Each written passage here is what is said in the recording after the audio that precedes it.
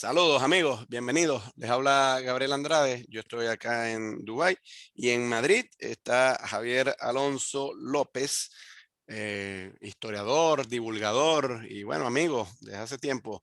Y con él estaré conversando hoy sobre la Pascua judía y si nos da tiempo, la Pascua cristiana también. Saludos Javier, bienvenido.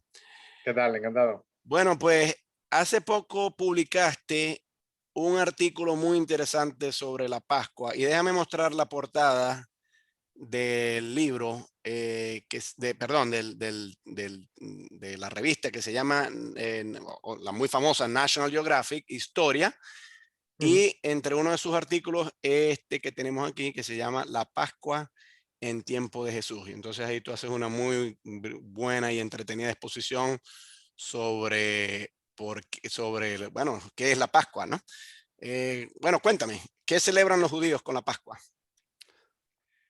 Pues celebran una fiesta que aparece, o sea, un acontecimiento que aparece en nuestro Antiguo Testamento, en su Biblia judía, y que todos conocemos, sobre todo gracias a Charlton Heston y haber visto los 10 mandamientos, que es Sí. la salida de los israelitas de Egipto Mm, y la historia de las 12 plagas que Dios envía contra Egipto para convencer al faraón de que por fin deje marchar a su pueblo.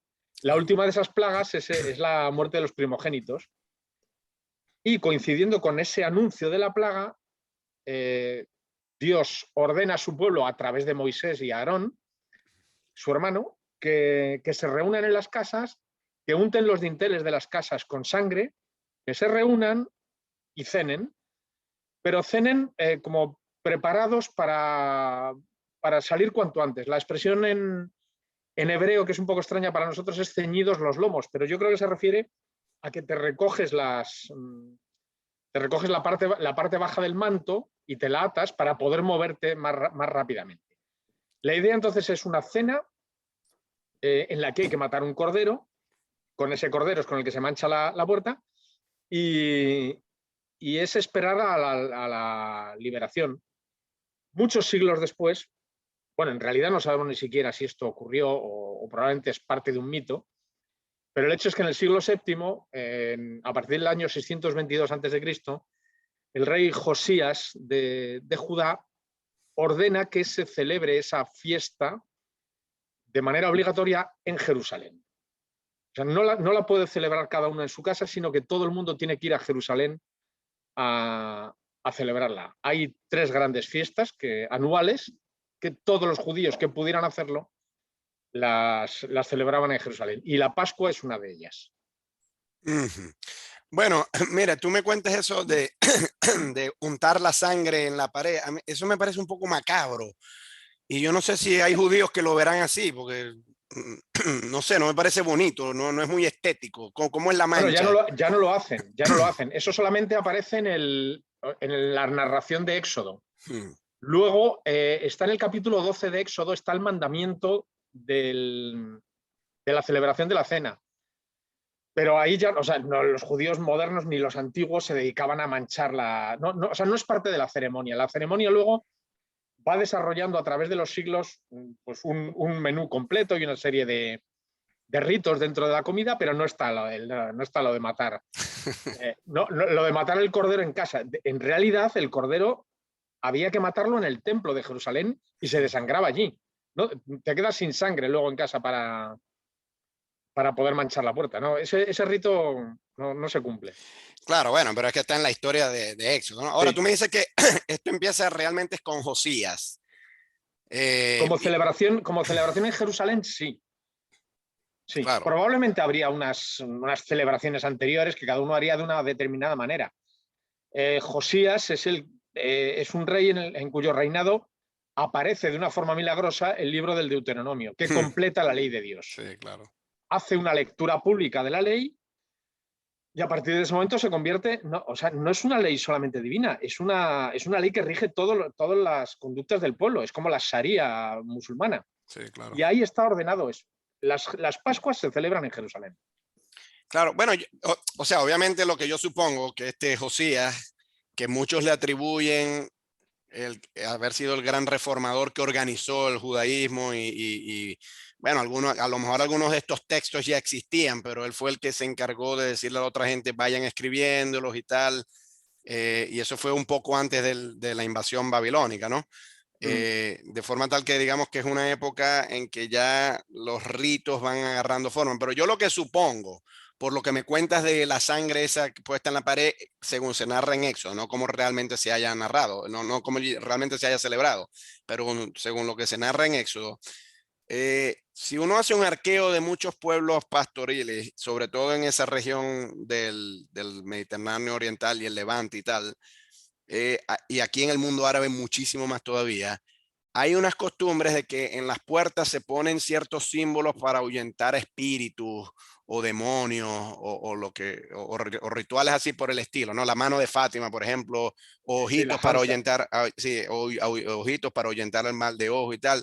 eso es. Y yo me pregunto si esta cosa de la sangre, quizás originalmente, también perseguiría en la época previa a Josías alguna finalidad, no sé si llamarla animista, pero sí de ahuyentar algún espíritu, porque siempre se nos ha dicho, no, que es que el monoteísmo viene desde muy antiguo, desde Moisés y tal, pero no es necesariamente así. O sea, sabemos que muchos de estos libros históricos que el propio Josías mandó a escribir, antes de él, antes de sus grandes reformas, se rendían culto a otros dioses. Y bueno, quizás cuando ya se dejaron de rendir culto a otros dioses y se rindió exclusivamente el culto a Yahvé, seguían reconociendo que otros dioses existían. Lo único es que Yahvé estaba por encima de los otros, ¿no? Era el pueblo de ellos, el dios de ellos. Entonces, no era monoteísmo propiamente, sino monolatría.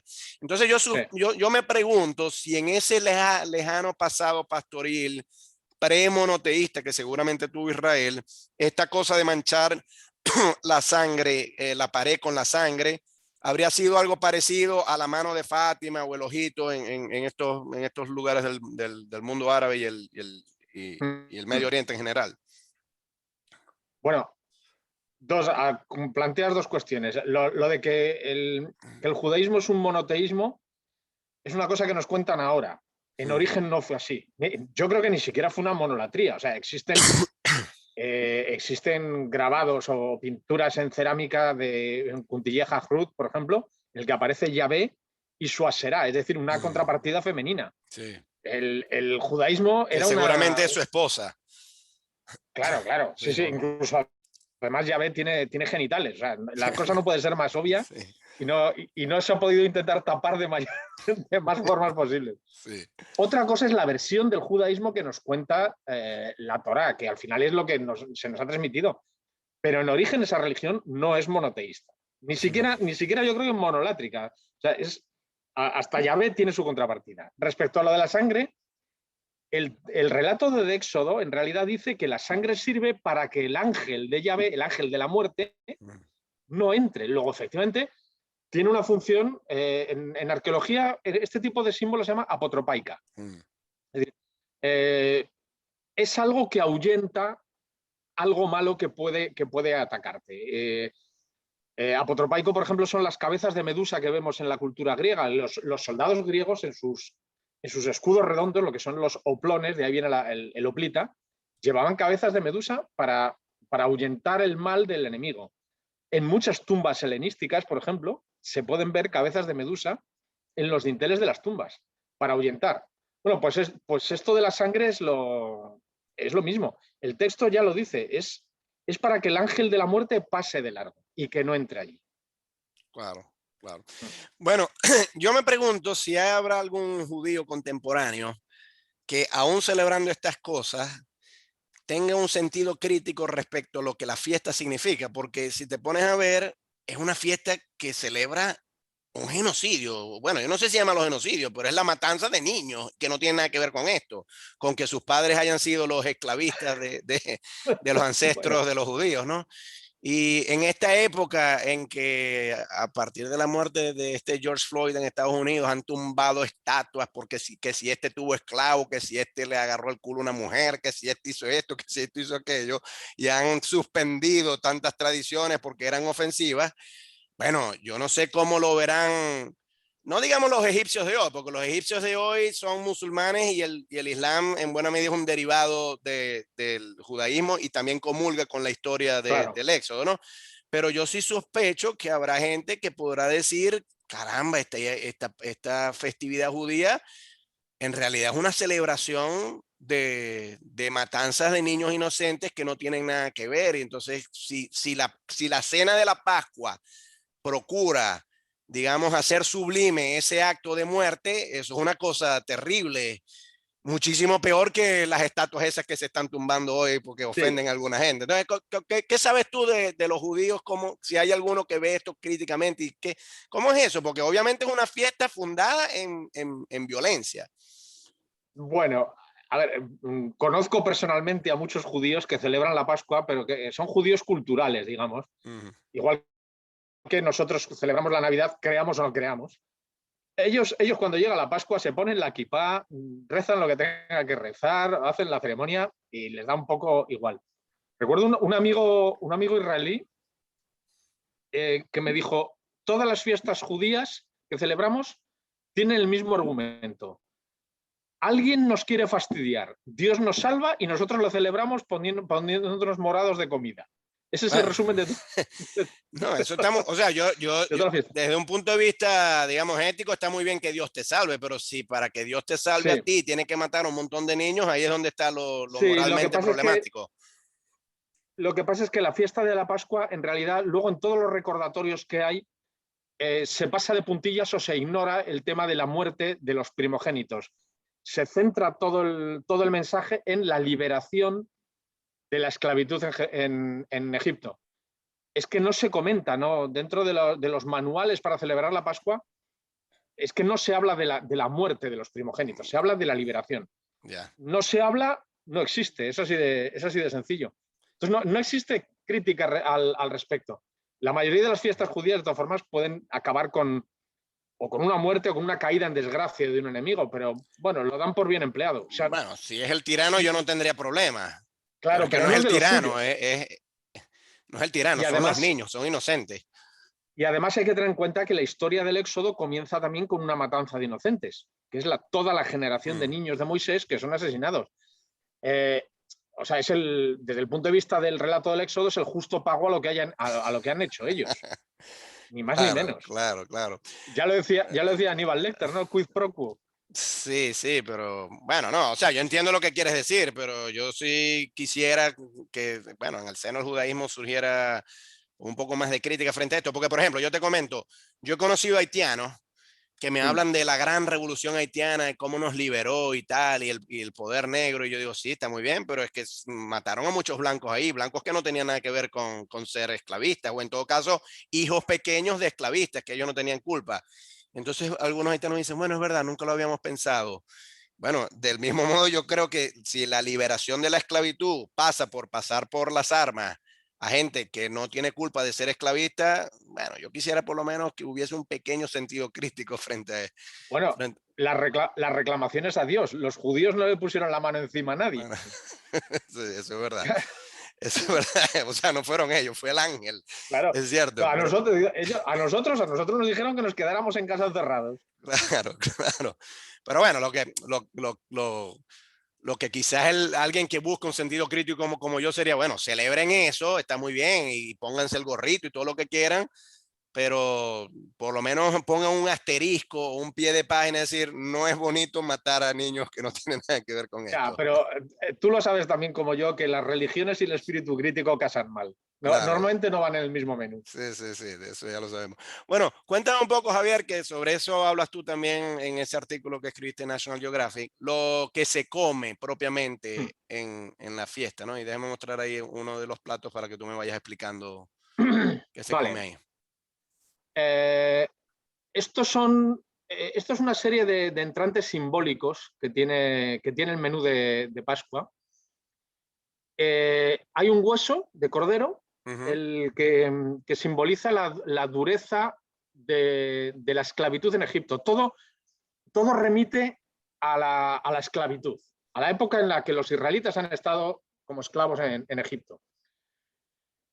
Luego están las hierbas, que son hierbas amargas,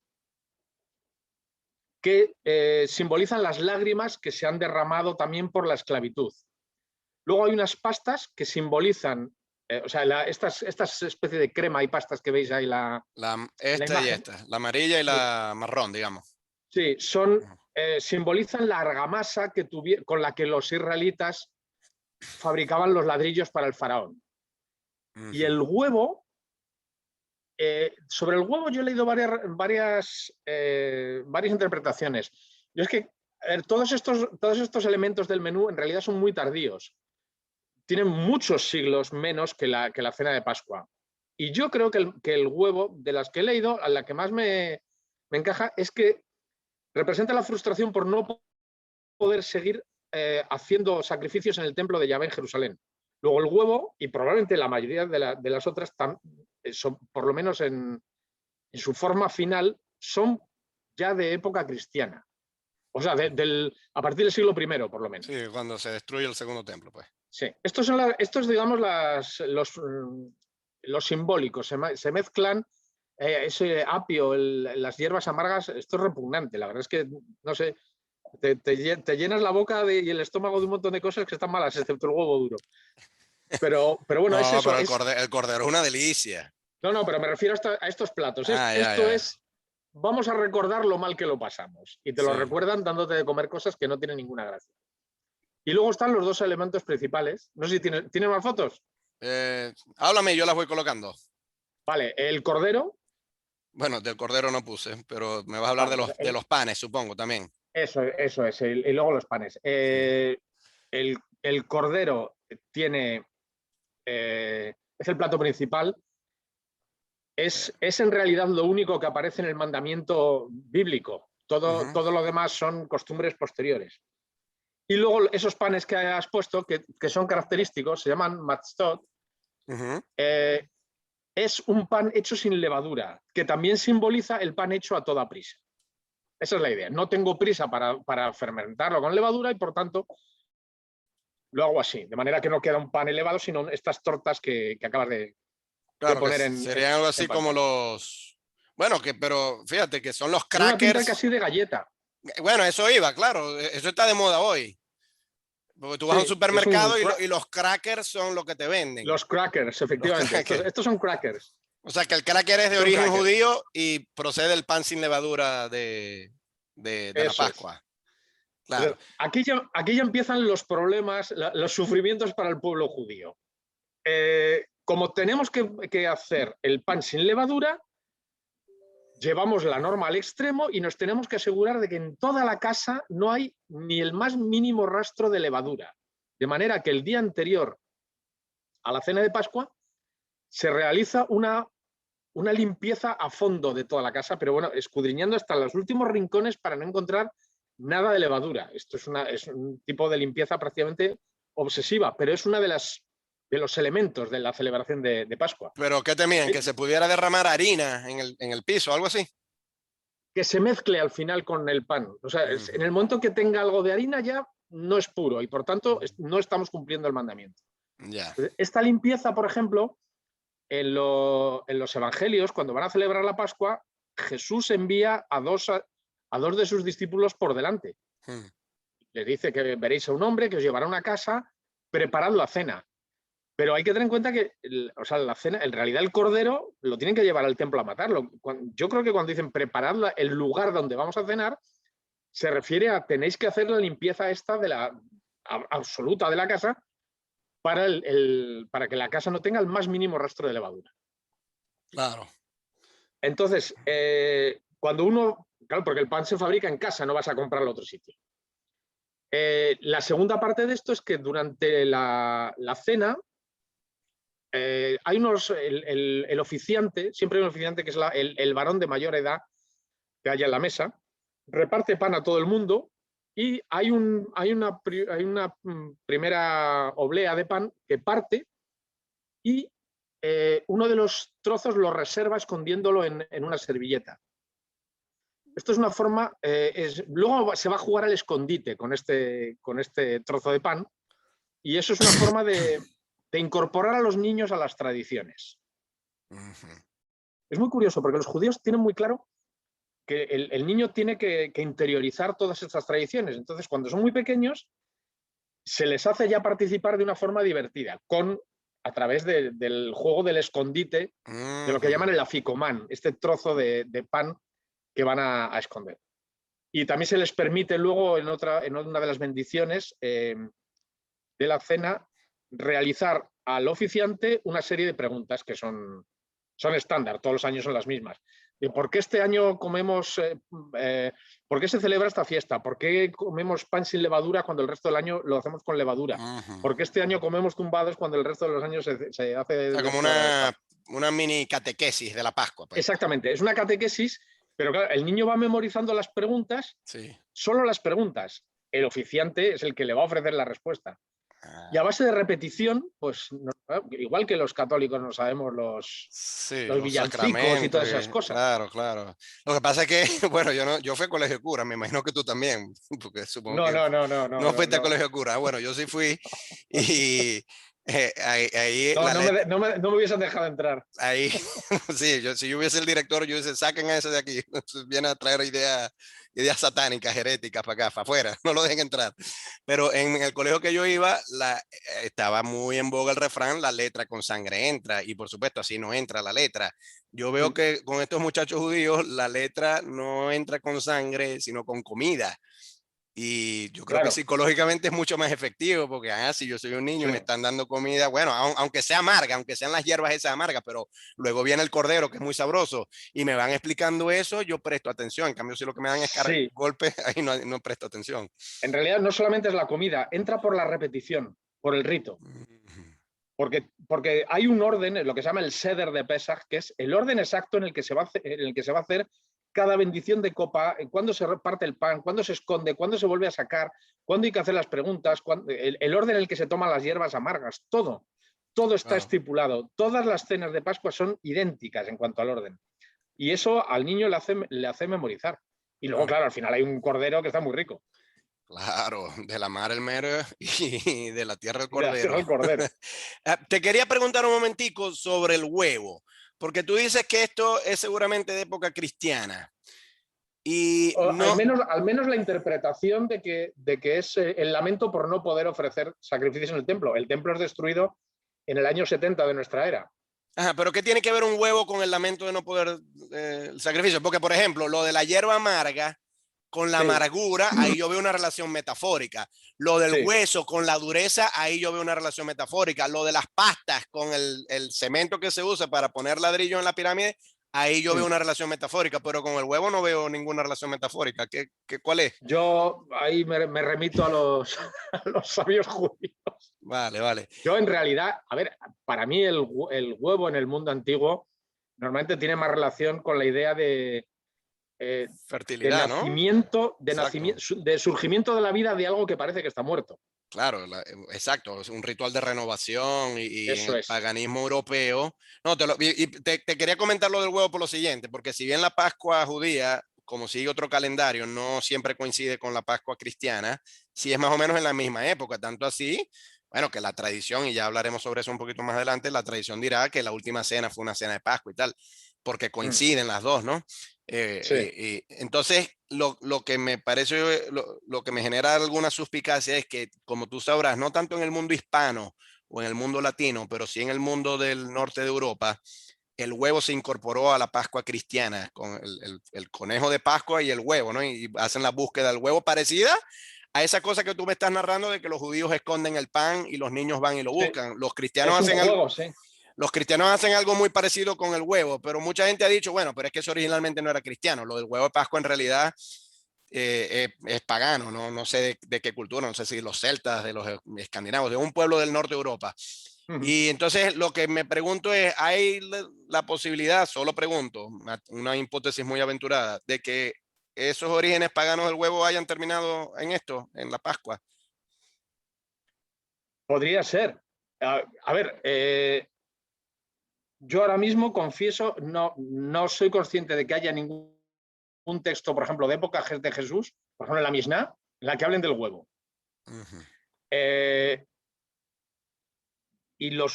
O sea, si probablemente el Seder de Pesach, tal y como lo tenemos en la actualidad, seguramente presente es medieval. Y si es medieval, pues entonces ya estamos hablando probablemente de judíos askenazis europeos, centroeuropeos. Claro. que bueno, de hecho introducen muchas normas en el judaísmo actual, no como ley de Dios, porque la ley ya está cerrada, pero sí como tradiciones. O sea, no me extrañaría, no tengo datos, Ya, pero ya, no me ya. extrañaría. La cena de Pascua, tal y como se celebra ahora, es mucho más rica en símbolos y en elementos de lo que sería una cena en época de Jesús. Vale. Mira, a ver, quiero que me aclares una cosa aquí un momentico sobre el papel de la sangre en todo esto, porque ya hemos hablado del el texto de Éxodo, dice Sí, que untarás la sangre del cordero sobre la pared y tal, ¿no? Para evitar sí, que entre el ángel de la muerte. Pero sabemos muy bien que las leyes rituales judías impedían el uso de la sangre en la cena. O sea, los judíos no comen ni morcilla y tienen que la comida kosher, igual que la comida halal en el Islam, al animal hay que sacar la sangre entera y tal.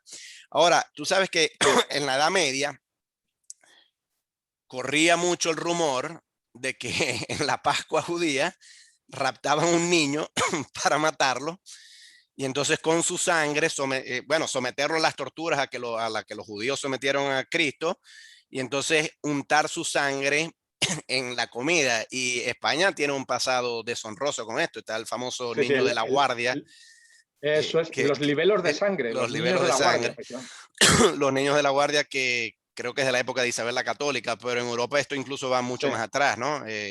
En la Edad Media y en muchos lugares de Europa, ¿no? Mm. Porque creo que esto empezó en Inglaterra, pero luego en otras regiones de Europa también, ¿no?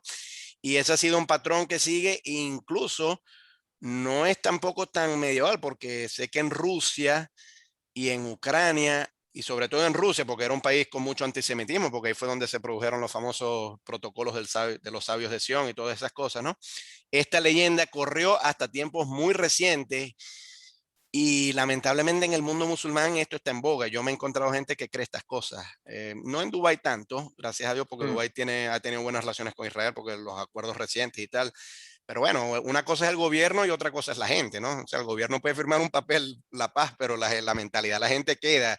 Y esta leyenda queda en gente no muy educada, ¿no? Pero queda esa Mm. leyenda de que el Talmud dice que hay que buscar un niño cristiano y matarlo y untar la sangre, ¿no? Y por supuesto, Pues, nada de eso pues está. que busquen la página del Talmud, Claro, donde claro, dice eso. eso obviamente no está. Pero lo que sí quiero pero fíjate, a pesar de que todo esto es erróneo, y yo, o sea, no es que quiero exculpar a la gente por creer estas cosas, pero yo sí puedo entender que hay una confusión entre la sangre del cordero y creer que en el plato también hay una sangre, o sea, porque esa confusión se puede prestar.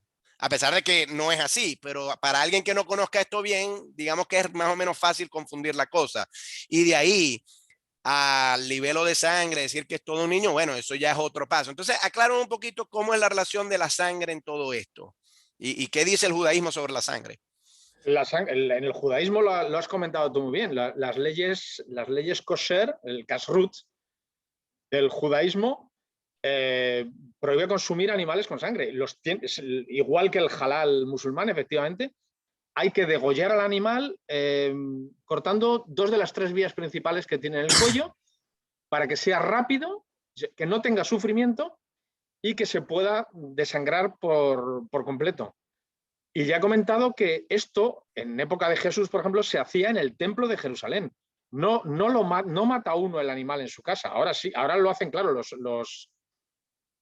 los carniceros Mm, oficiales, sí. igual que ocurre en el Islam.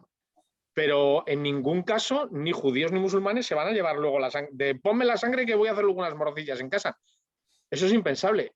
Llegar de eso a pensar que se dedican a secuestrar niños cristianos, les sacan la sangre y luego celebran festines con ella, pues yo qué sé, pues la ignorancia es muy atrevida y es libre. Sí. Bueno, pero ¿en qué crees tú que dio pie a esto? O sea, ¿por qué se terminó creyendo semejante cosa tan absurda?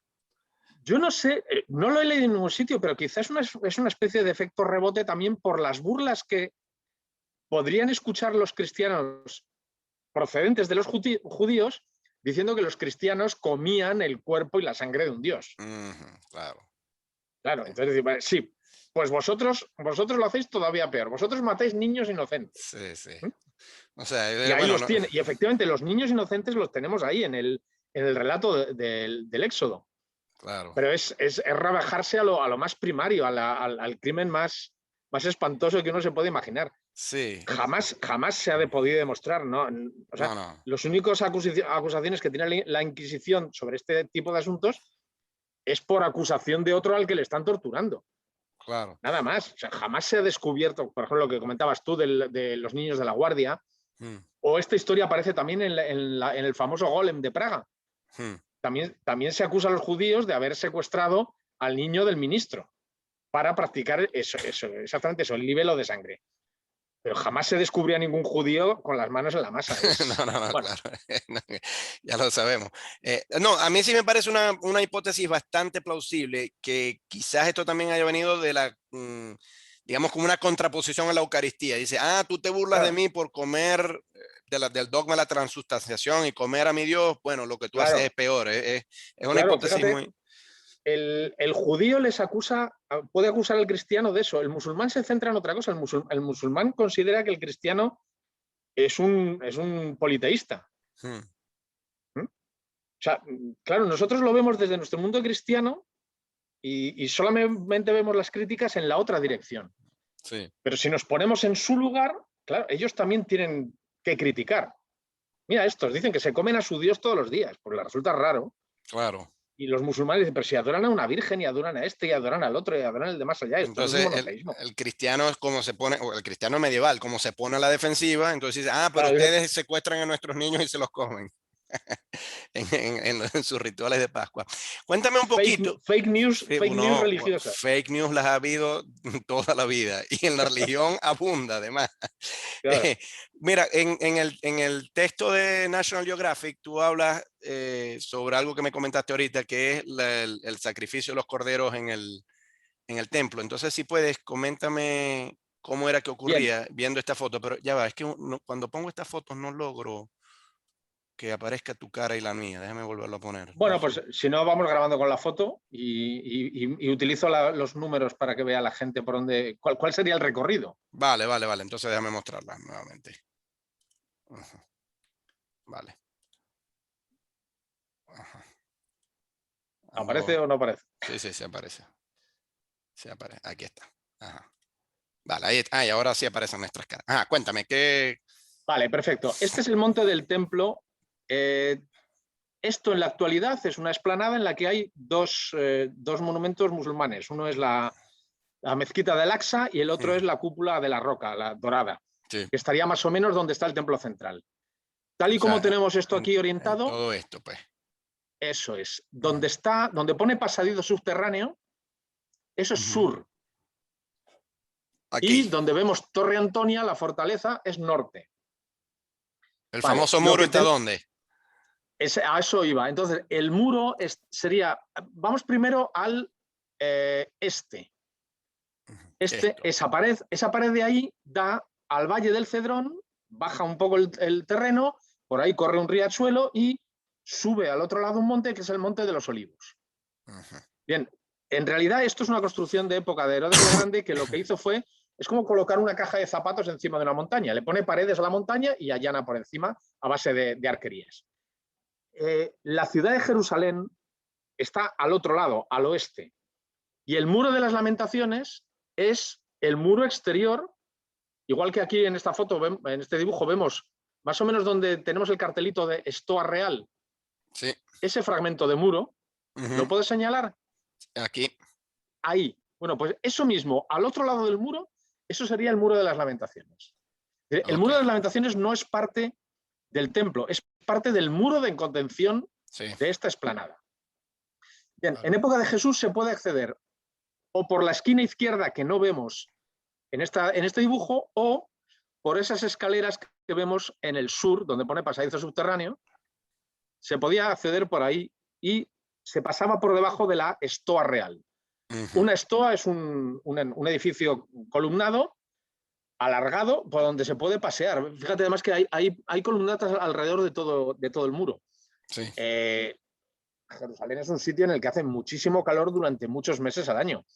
Esta es la plaza del pueblo. La gente va allí a echar el día y en estos espacios columnados es donde habría que situar los episodios de los evangelios en los que Jesús, cuando nos dicen, Jesús fue al templo y los fariseos fueron y le dijeron, o los saduceos se acercaron a él y le preguntaron tal cosa. Lo tenemos que imaginar ahí, en esas zonas porticadas a la sombra. Se discute mucho mejor a la sombra. Bien, una vez que subimos a la explanada tenemos el 5, el patio de los gentiles. Se llama así porque en esa zona puede subir cualquiera, sea hombre, mujer, israelita, es decir, judío o no judío, gentil. Bien, ahí es donde estaba el mercado.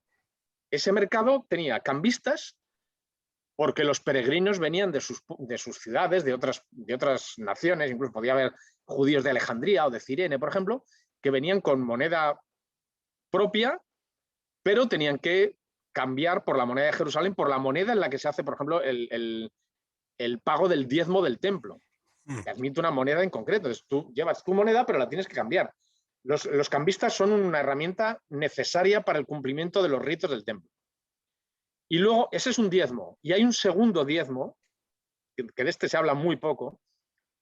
Lo que dice la ley es que el segundo diezmo es el 10% de tus ingresos te los tienes que gastar en Jerusalén en lo que quieras, pero en Jerusalén. Es una forma de fomentar la economía de la Ciudad Santa. Un estímulo. Un estímulo económico, Sí. pero tienes que cambiar el dinero. Claro, tú vienes de tu ciudad, a lo mejor con una bolsa de monedas de oro de mucho valor, pero aquí las tienes que cambiar por monedas de oro de menos valor. Pues esos son los cambistas. Y luego están el mercado de animales. Los animales, empezando por el cordero que se va a sacrificar en Pascua, ganado vacuno incluso para grandes sacrificios, o pichones, por ejemplo, para sacrificios menores, como por ejemplo las impurezas menstruales de la mujer o cosas así. Esos animales se compran allí y se sacrifican dentro del templo. ¿Qué significa esto? Que todo este entramado económico que hay ahí en realidad funciona para dar servicio al templo. Entonces, ¿por qué lo ataca Jesús? Pues porque una cosa es que dé servicio al templo y otra que se convierta en la razón de ser del templo. Claro. Que al final todos, claro, porque además hay fuentes judías de la época que dicen que es que allí había un mercado de animales. O sea, no que se vendiera animales para el templo, sino que había compra-venta de animales entre particulares. Y eso ya es pervertir el sentido original de ese patio. Y hay una cosa también que normalmente siempre se pasa por alto, pero bueno, los que nos están escuchando, si quieren, luego lo pueden comprobar en los evangelios. En la escena cuando la expulsión de los mercaderes, Sí. hay un versículo que dice que Jesús empuja a los que llevan una carga. O sea, imagínate tú cargando un fardo pesadísimo y estás ahí sufriendo mientras cargas aquello y Jesús te empuja y te tira el fardo al suelo. ¿Y por qué lo hace?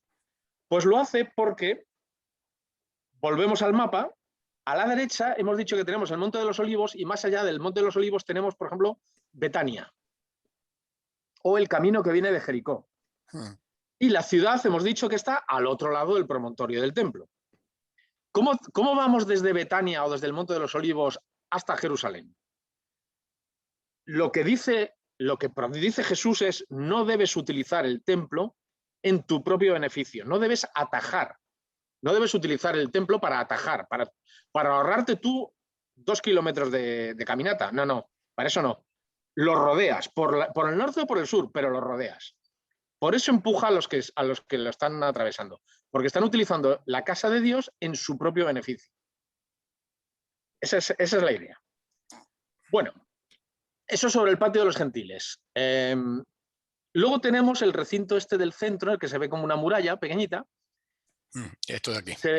Exactamente. Entramos por la puerta de la derecha y nos encontramos con el patio de las mujeres. Es decir, aquí ya solamente se puede llegar si uno es judío, hombre o mujer. Antes nos hemos encontrado con unas lápidas que se conservan, por ejemplo, en el Museo de Jerusalén, unas lápidas inscritas en griego para que todo el mundo lo entienda, esto es como el inglés de la época, que dicen que hasta aquí puede pasar un gentil y que si pasa más allá puede ser condenado a muerte. Sí. Por eso se llama patio de los gentiles. Bueno, una vez que entramos ya en el recinto este amurallado, que es, digamos, el templo en sí, Primero hay un patio al que solamente pueden acceder las mujeres, luego hay una puerta, que la tenemos ahí. Sí, esta.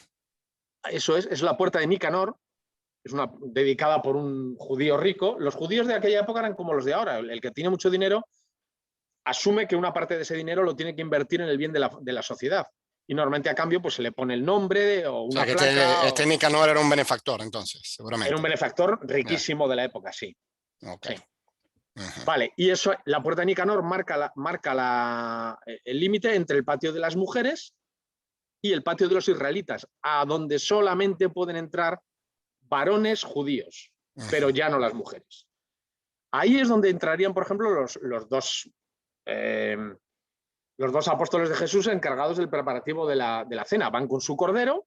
Vivo todavía, por supuesto. Vivo, claro. Tú llevas el animal, tú lo compras y lo llevas vivo.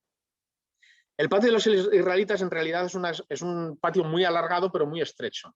Y habría condiciones higiénicas malas, supongo, porque con tanto animal. Pues imagínate. Sí. Sí. Imagínate la cantidad, el olor, la peste a sangre que tiene que haber ahí.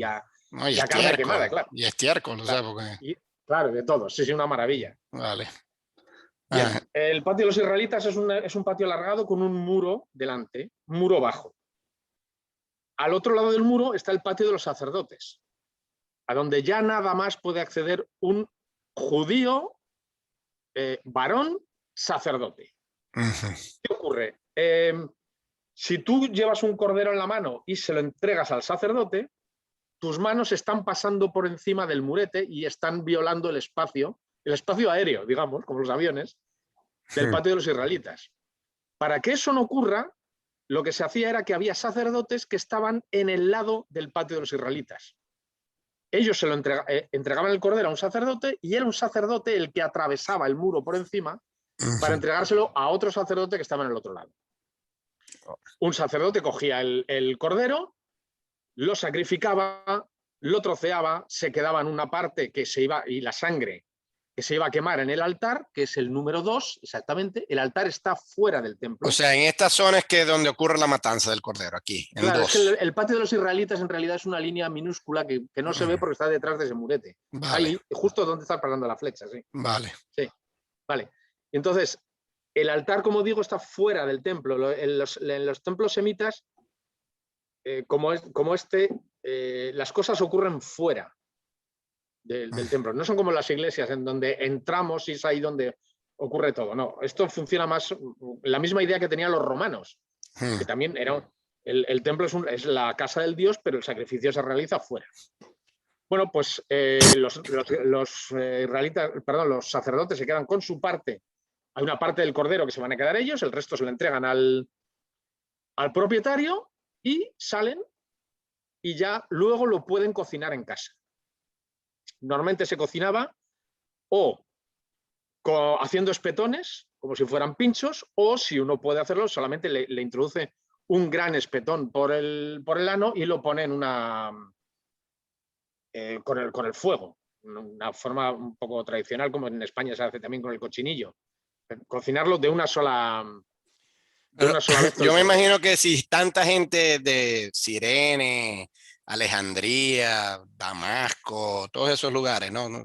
Tarso, iban a Jerusalén para la Pascua, eso estaría muy concurrido, ¿no?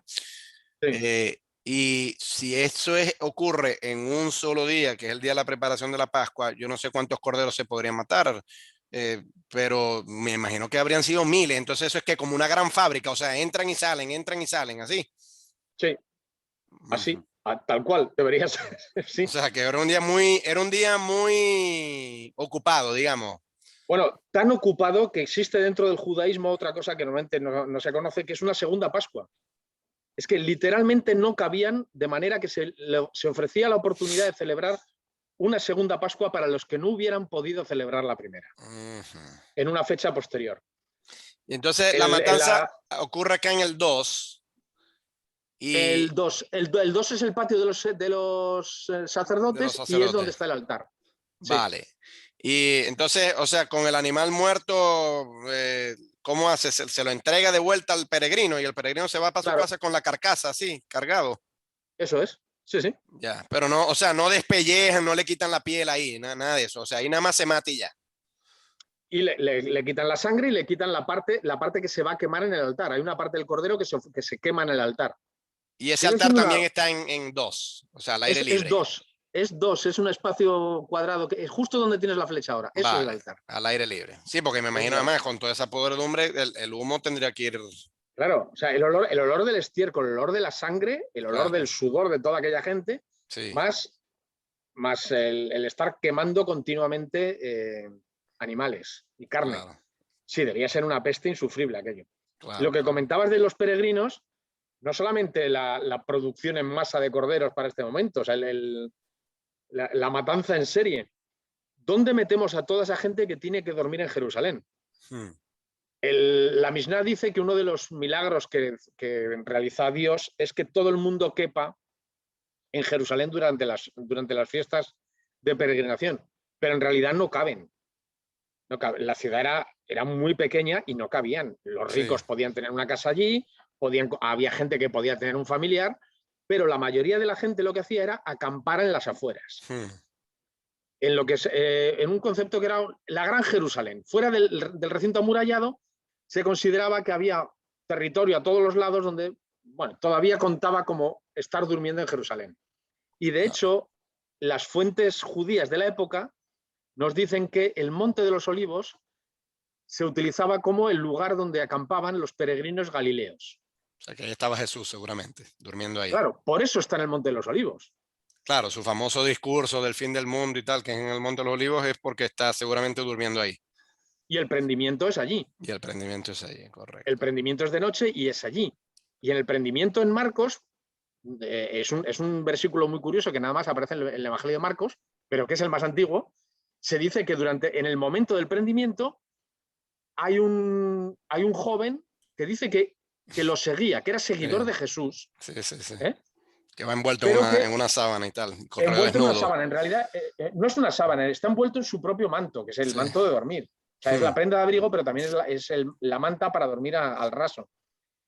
Eh, los que han venido a prender a Jesús también intentan prenderlo a él, pero él, soltando la manta, sale sale corriendo. corriendo. Sí, Desnudo, dice el texto. sí, Es que sí, sí. esto también hay que entenderlo. O sea, no es una sábana como las nuestras, es el manto. El manto, sí.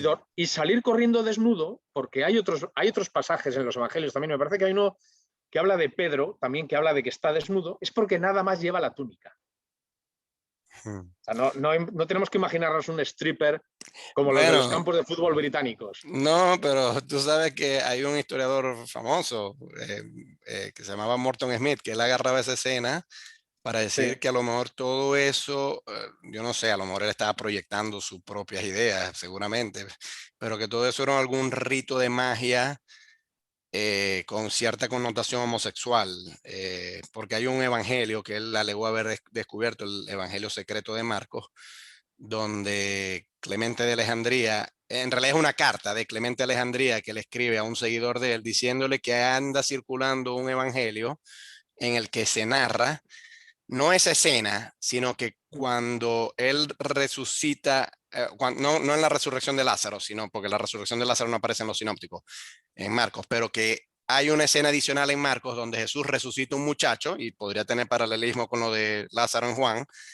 y después que lo resucitó, estuvo con una sábana parecida a la de ese episodio de que el muchacho sale corriendo y entonces hacen unos ritos y las palabras que usa es algo así como y le enseñó los misterios del reino de Dios, ¿no? Lo- lo- sí, sí. Y bueno, de esto ha habido toda una gran controversia porque hay gente que dice Bueno, que este Morton Smith se inventó esto, él mismo era gay y hay gente que lo qué acusa de, casualidad. sí, qué casualidad de estar proyectando esto sobre Jesús, pero en fin. Sí.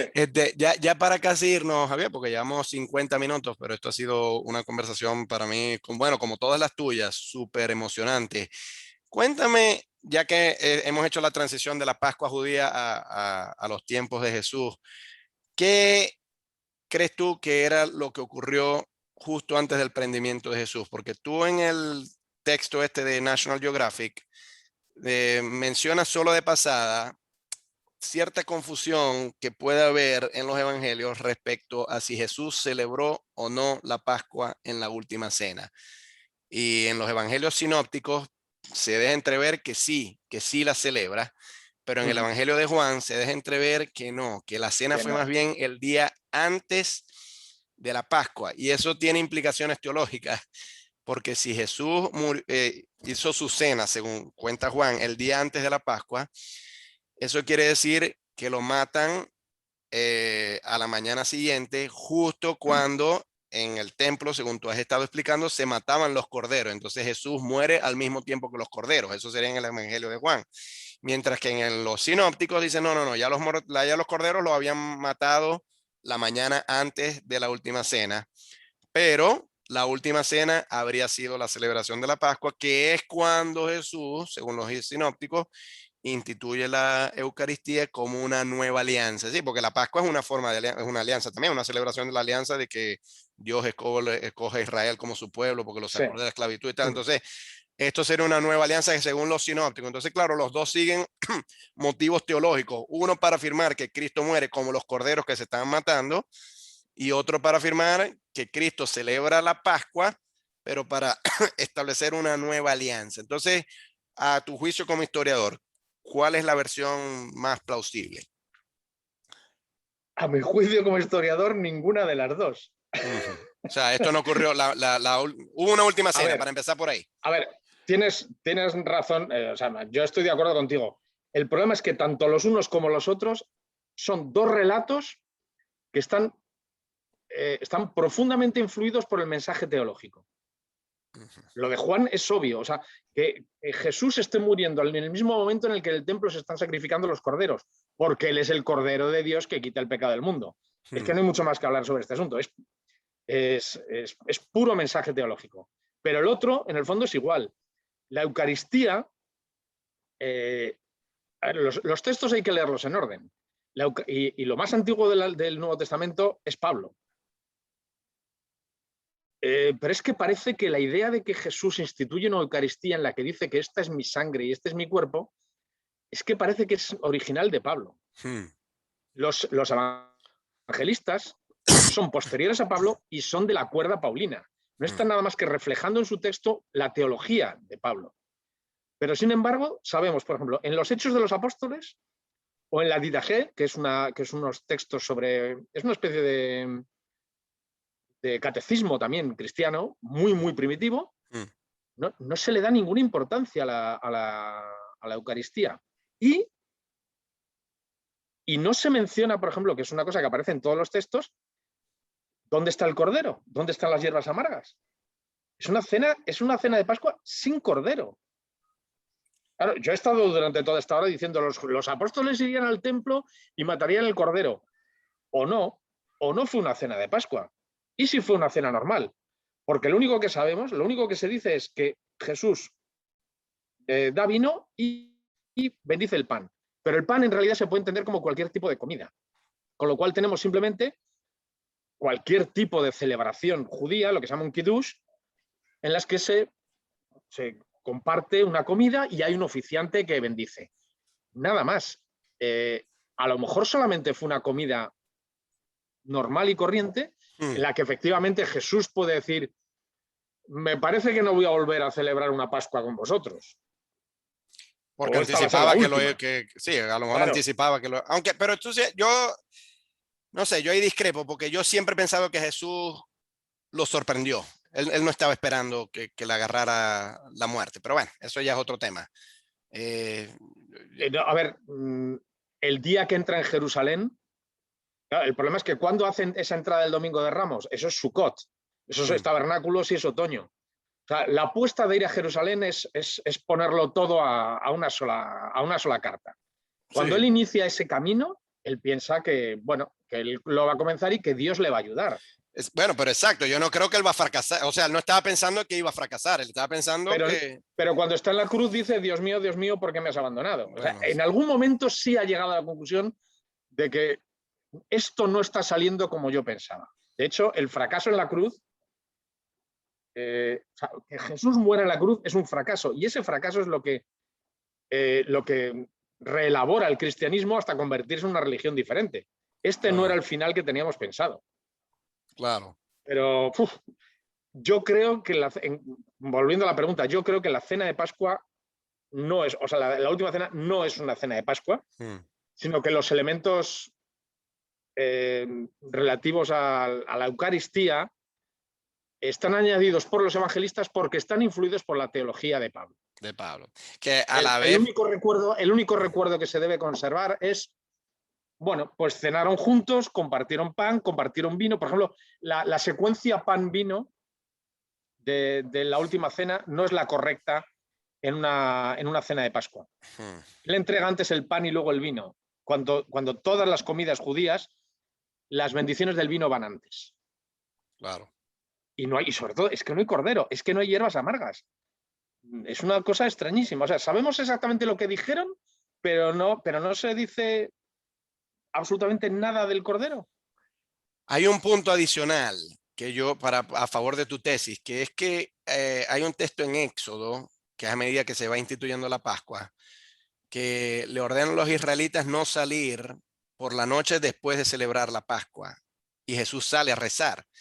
Y si era tan devoto, porque él había dicho que no había venido aquí a derogar la ley de Moisés, sino darle cumplimiento y que no iba a pasar una jota de la ley, o sea, que todo se iba a cumplir de la ley, pues entonces me imagino que habrá sido un fundamentalista que se habrá tomado muy en serio los 613 mandamientos, ¿no? Que están en la ley de Moisés. Y Jesús era un fundamentalista. era un fundamentalista, claro que lo era. Y si era fundamentalista, no iba a hacer caso omiso a esa exigencia que está en el Éxodo, creo que es el Éxodo, de no salir de la casa la misma noche de la Pascua. Pero con todo él sale. Eso creo que no es mitzvah, creo que no es uno de los 613 mandamientos, es sugerencia. Una sugerencia, entonces no, digamos que no tiene vinculación. O sea, no está obligado, sobre todo, es una sugerencia. Si en realidad, a ver, tienen un problema. Si ellos han alquilado una casa, un comedor para celebrar la Pascua, pero luego van a comer al raso, van a dormir al raso en el Monte de los Olivos, tienen que salir de la casa. Vale. Entonces ese texto de Éxodo seguramente habrá sido una sugerencia, pero no una exigencia.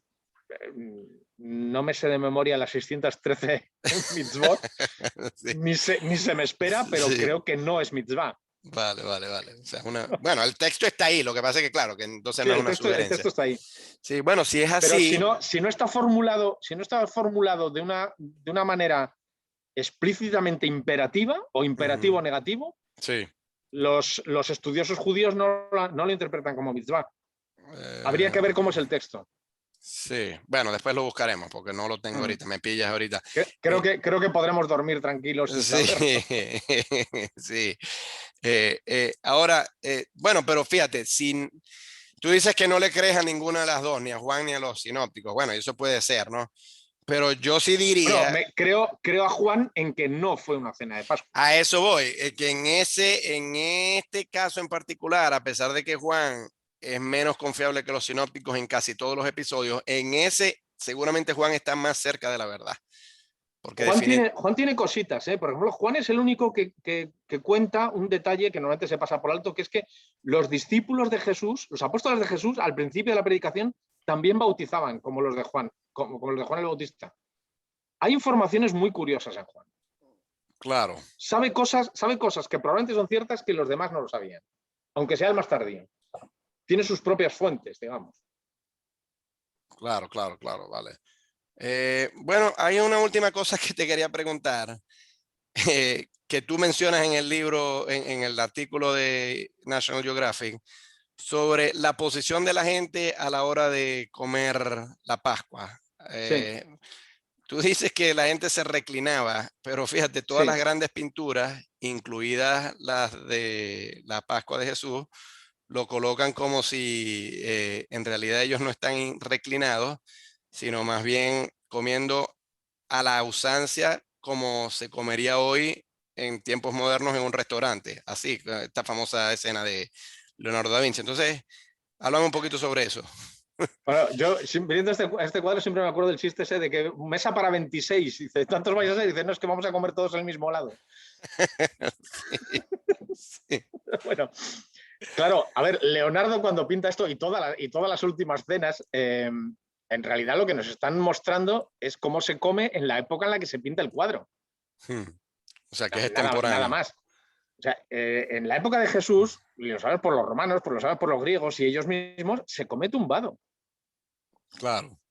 Se come O sea, no medio reclinado. habría habido ni una mesa, ni un mantel, ni nada de eso. Es en el piso. No, no, el tipo de comedor estándar lo conocemos en el Ágora de Atenas, por ejemplo, que dan salas perfectas que se llaman triclinios, en donde se ven cómo la puerta siempre está colocada no en el centro de una pared, sino en un lado, porque se colocan como tumbonas y las mesas están en el centro y todo el mundo pica de ellas. Podemos ver triclinios, por ejemplo, dentro de las tumbas monumentales de Petra, en Jordania, hay tumba y hay triclinios que se utilizan también para banquetes funerarios. Esa es otra historia. Lo del banquete, o sea, que sea una especie de banquete funerario ya, que sea toda una metáfora. Pero bueno. Claro. El hecho es que se come tumbado. Y una de las cosas que se hacía también era dejar un espacio libre para el profeta Elías.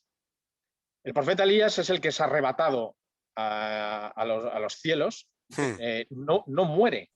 No. Según el relato del Antiguo Testamento, no muere y por tanto es probable, o sea, la creencia judía es que en algún momento volverá.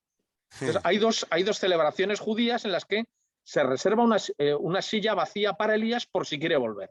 Bueno, Una es y la sospecho Pascua. que por eso es que en los evangelios le preguntan a Jesús si él es Elías o Juan el Bautista, recién muerto, claro, ¿no? claro. Recién muerto, o eres Elías, has vuelto ya.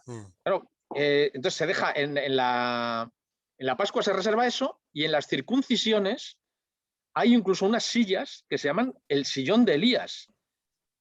Pueden ser dobles, de manera que se deja una vacía y la otra se coloca el padrino del niño con el bebé encima, pero el hecho es que hay una presencia inmaterial del profeta Elías. Y luego hay una expresión judía que es cuando venga Elías, que ya en un plano más humorístico significa nunca. Esto es como cuando a un mexicano le preguntas, ¿cuándo me devolverás el dinero? Y te dice, ahorita. Sí. Pues ahorita es nunca en tu vida. Pues la versión judía de esto es, te devolveré el dinero cuando venga Elías.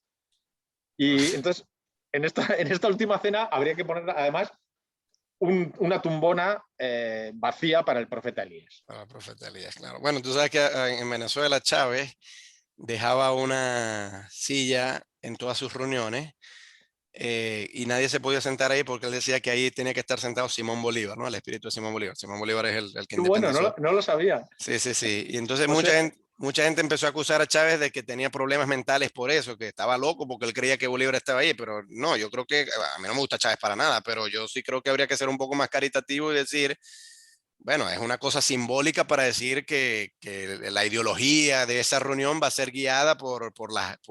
por el ideario de ese personaje, muy parecido entonces a la silla reservada para Elías en la Es lo Pascua, mismo. ¿no? Y ahora Maduro, ¿qué hace? Deja dos sillas, una para Chávez y otra para... Bueno, a Maduro se le han aparecido pájaros en forma de Chávez. Él dijo que se le apareció un pájaro en forma, no sé si tú recuerdas eso, que se le apareció un pájaro en forma de Chávez y hablaba con él y tal. Maduro, quizás más adelante, en otra ocasión podemos hablar de esto. Maduro tiene un cierto revoltijo religioso en su cabeza que es bastante interesante y da para mucho. Lo interesante es que nos diga qué es exactamente lo que consume y quién se lo vende para poder comprarlo. Sí.